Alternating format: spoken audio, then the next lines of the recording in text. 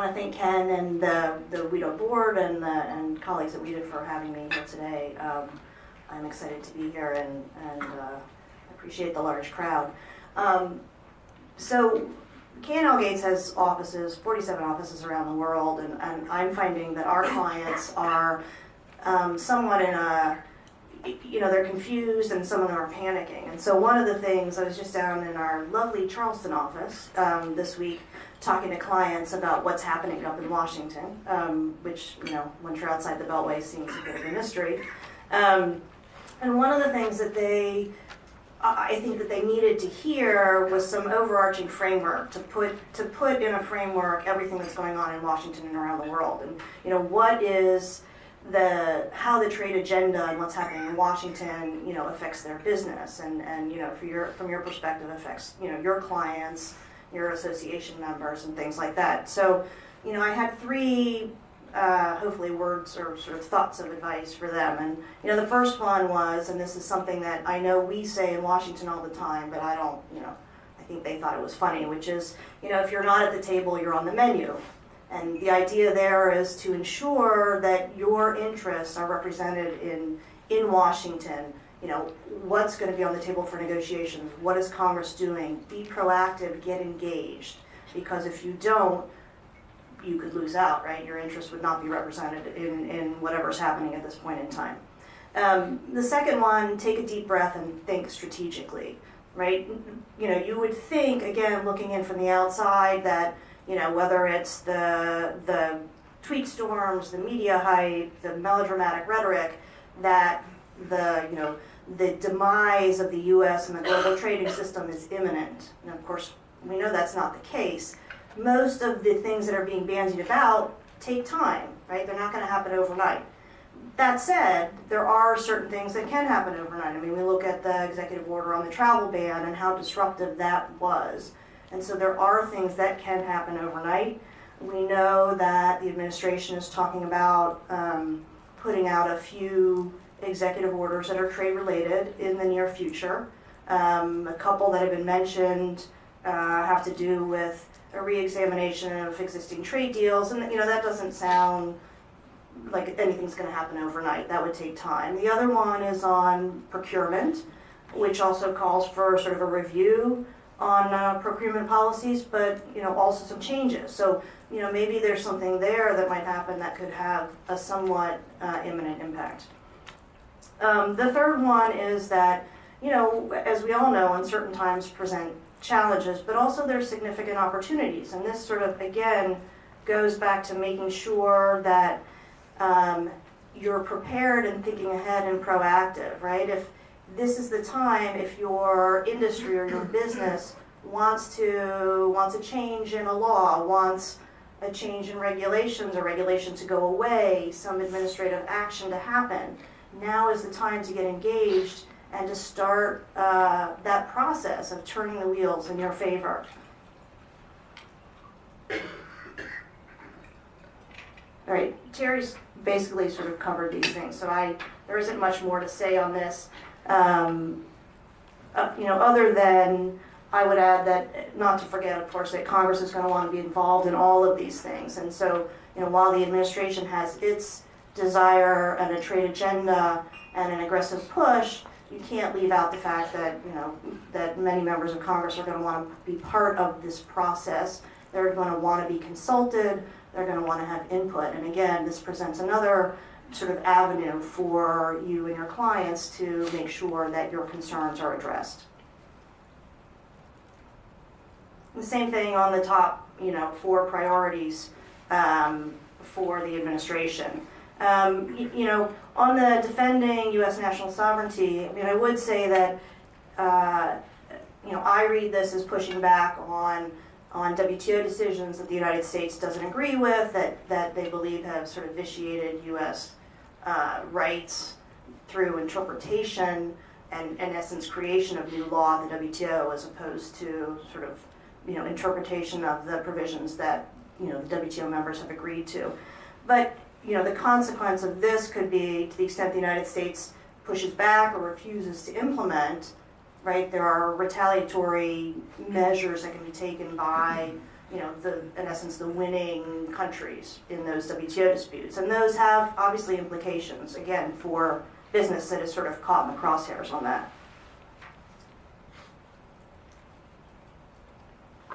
Now, I know that, as Ken mentioned, that there was a whole program on the border adjustment tax. Unfortunately, I wasn't here for that, and I apologize if many of you were already here and are fully aware of everything. But I thought that was worth mentioning, I think, two important points on this issue. Because, it's right now we don't have text, right? So we have this general discussion, this general proposal. But one of the most interesting things is that this border adjustment tax would apply not only to trade in goods, but also to services. And to me, what does that mean? Is it shipping services, financial services? And again, businesses that are thinking about, how this impacts them are sort of scratching their heads and saying, how is this going to work? How are you going to implement it? How are you going to audit it? How are you going to enforce it? And those are all the questions, and we're waiting to see text on that to sort of try and decipher how that might work.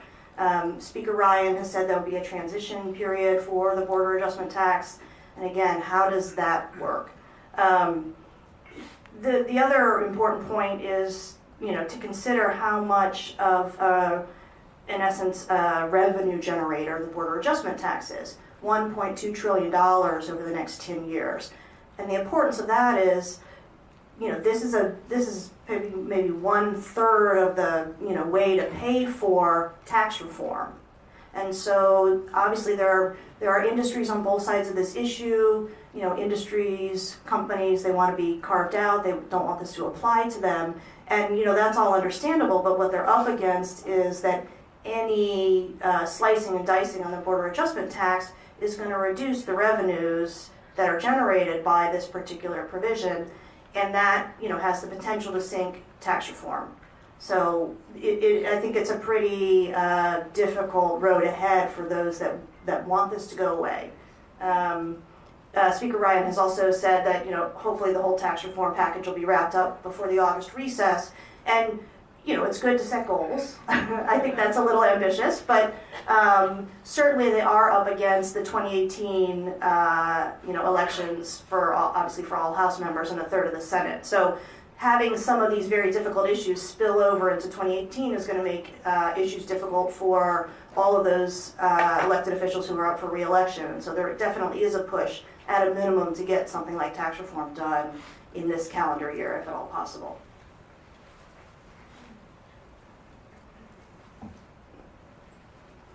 Again, I know that you've also had a program on China-related issues. I just have my one big point here is that, we know the administration is moving forward with an aggressive push with respect to China in particular.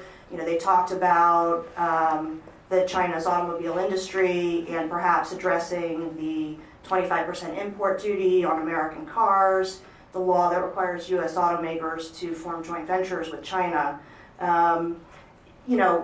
As Terry also mentioned, sort of the aggressive use of trade remedy laws and perhaps some of the other provisions that have not been used a lot recently. And, all of this is likely to have some blowback, right? I mean, we've seen some practices in the past by the Chinese government to retaliate. And I do expect that we will see greater, what I call regulatory harassment in the future. So companies exporting to or doing business in China are likely to find themselves subject to, say, tax audits, antitrust investigations, a whole host of ways to make life difficult for American companies. I'm not saying some of those investigations aren't valid, but you look at GM that was hit with a giant fine at the end of 2016 for antitrust issues, monopolistic pricing issues. You expect to see more of those things. I think one of the interesting things that China has announced, and this is something that could take effect as soon as this fall, is across-the-board inspections for food imports into China. Not just perishable products, which we all, many countries have, the United States has, for meat and poultry, but for all products. So U.S. snack foods, our Doritos going to China are going to have to go through an inspection process. imagine the commercials that they could make out of that. But anyway, again, this is the kind of thing that I think businesses need to think about as they continue to do business with China. I'm not going to talk about, you guys all know about NAFTA and how all the benefits among our trading partners. I think, Mexico has more recently said, we're going to flex our muscles a little bit. We're going to show you that your rhetoric and your threats have consequences. And, they're starting with the big stuff, the ag industry, right? Mexico has said maybe we're not going to buy all of our corn from the United States. We're going to start buying from Argentina. Don't take us for granted in this process.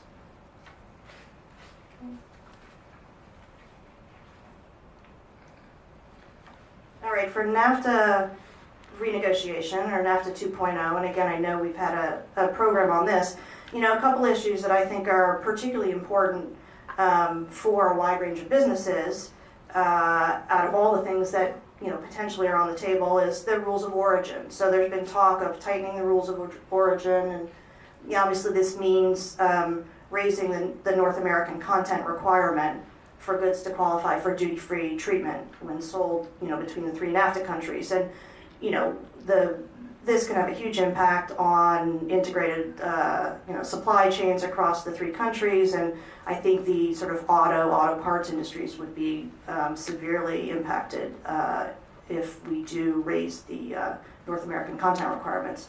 Buy American, in this case, there's talk of eliminating it in the context of NAFTA, the waiver that was provided to Mexico and Canada, but also sort of the larger picture where President Trump has talked about Buy American, Hire American. So I do think that we're going to see a real focus on Buy American rules and government procurement, and this obviously is going to have a major impact on companies that do, apply for contracts in with the United States government, but also, for contracts around the world. And I think other countries will be taking a cue from the United States in terms of how we treat companies in the procurement process. One of the sleeper issues for NAFTA 2.0 is the energy proportionality provision, which is something that applies, that Canada agreed to, and I suspect would like to see go away for any renegotiation. And this provision basically requires Canada to maintain the same ratio of energy supply to the United States that it has in the past, even perhaps to the detriment of supplying energy domestically. So it's kind of it's kind of an obscure little issue, but I think it'll be I think it will be on the table for discussions.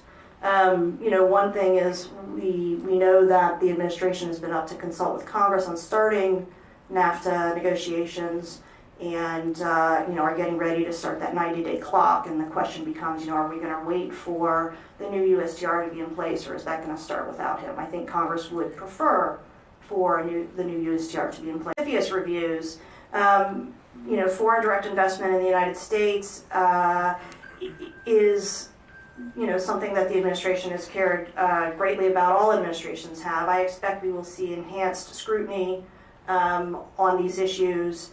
Congress, I believe, or I know, is working on a bipartisan piece of legislation to strengthen